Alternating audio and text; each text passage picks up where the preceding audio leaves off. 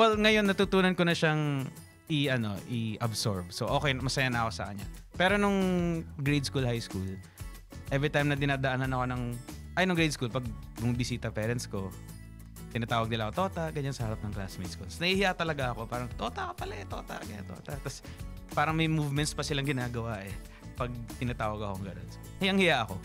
Pero yun, parang one way din to cope with that word.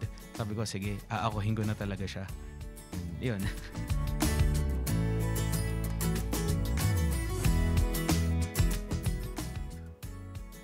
Well, Tota lang talaga. Pero hindi ko na maalala yung dati. Ang dami kong sinulat na names Parang meron pa ata akong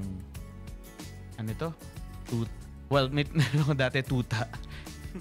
T siya, tas maraming O. Parang puppy, Tuta. Tas parang masyado siyang weird kung i-pronounce. So, binawasan ko na lang ng O. Easy Rock. Hey, thanks for watching! For more exclusive videos and artist interviews, You can check out our videos by clicking here. and don't forget to follow us on our social media accounts too. Links are in the description below.